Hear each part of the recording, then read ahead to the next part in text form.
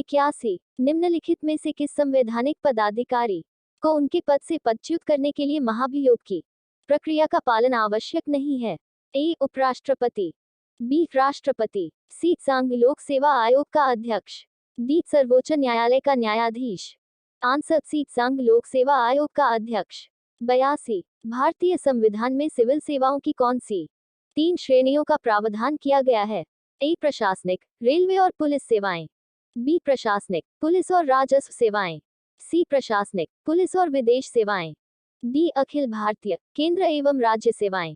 Answer D. Akhil Bharatiya, केंद्र एवं राज्य सेवाएं। 83। तारकुंडे समिति तथा गोस्वामी समिति का संबंध है? ए. चुनाव व्यवस्था में आमूल सुधार, बी. चुनाव में अपराधी तत्वों की वृद्धि पर प्रतिबंध, सी. राज्य द्वारा निर्वाचन के लिए वित्तीय सहायता, डी. चुनाव में काला धन के बढ़ते प्रभाव पर रोक। Answer A. चुनाव व्यवस्था में आमूल सुधार। 84। 1952 का वर्ष भारतीय इतिहास में क्यों महत्वपूर्ण है? ए. राज्य पुनर्गठन अधिनियम पारित हुआ था, बी. हरियाणा राज्य विभाजित हुआ था, सी. भारत में प्रथम सरकारी जनगणना हुई थी, डी. लोकसभा का प्रथम आम निर्वाचन हुआ था। Answer D. लोकसभा का प्रथम आम निर्वाचन हुआ था।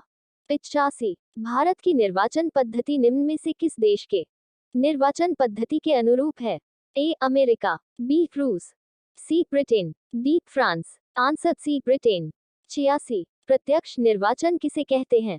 ए. अभिजात वर्ग द्वारा प्रतिनिधि चुनना, बी. निर्वाचक मंडल द्वारा प्रतिनिधि चुनना, सी. जनता द्वारा प्रतिनिधि चुनना, डी. इनमें से कोई नहीं। Answer C. जनता द्वारा प्रतिनिधि चुनना। 87। भारतीय संविधान के किस अनुच्छेद में निर्वाचन आयोग के लिए प्रावधान है?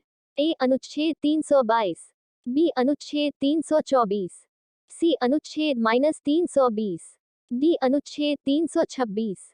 Answer B. अनुच्छेद 324। 88। भारत में निर्वाचन सूची तैयार करने की जिम्मेदारी किसकी है? ए. निर्वाचन अधिकारी, बी. निर्वाचन आयोग, सी. संसद, डी. स्थानीय प्रशासन। Answer B. निर्वाचन आयोग।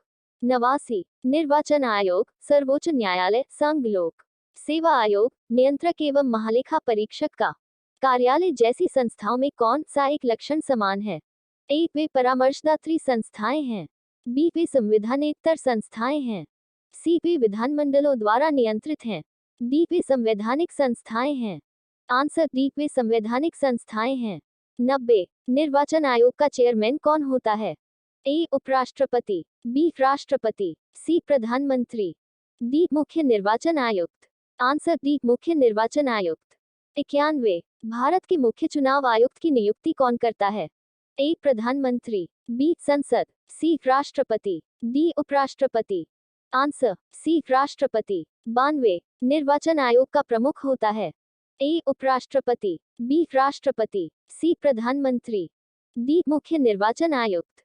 Answer D. मुख्य निर्वाचन आयुक्त। 93। परिसीमन आयोग का अध्यक्ष होता है? ए. गृह मंत्री, बी. राष्ट्रपति, सी. मुख्य चुनाव आयुक्त, डी. प्रधानमंत्री। Answer C. मुख्य चुनाव आयुक्त।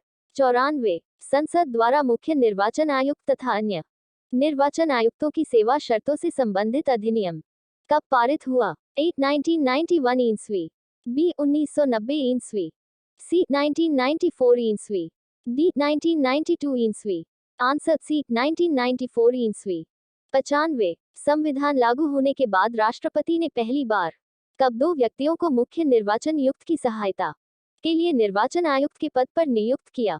ए. 1987 ईस्वी, बी. 1986 ईस्वी, सी. 1988 ईस्वी, डी. 1989 ईस्वी।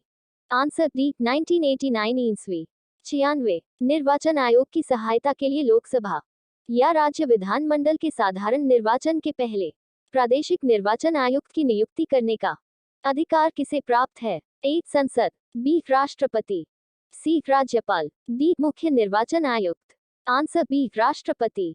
97। निम्नलिखित में से कौन मतदाता सूची को अद्यतन बनाकर तैयार रखता है? ए. गृह मंत्रालय, बी. प्रत्येक राज्य का विधानमंडल, सी. संसदीय सचिवालय, डी. निर्वाचन आयोग। Answer D. निर्वाचन आयोग। 98। भारत के विभिन्न राजनीतिक दलों को राष्ट्रीय या क्षेत्रीय दल का दर्जा देने का अधिकार किसको है? ए. राष्ट्रपति, बी. संसद, सी. चुनाव आयोग, डी. सर्वोच्च न्यायालय। आंसर सी चुनाव आयोग। 99 निर्वाचन आयोग निम्न में से किन निर्वाचनों के लिए अधीक्षण, निर्देशन और नियंत्रण का कार्य करती है? ए उपराष्ट्रपति का चुनाव, बी राष्ट्रपति का चुनाव, सी लोकसभा का चुनाव, डी इनमें से सभी। आंसर डी इनमें से सभी।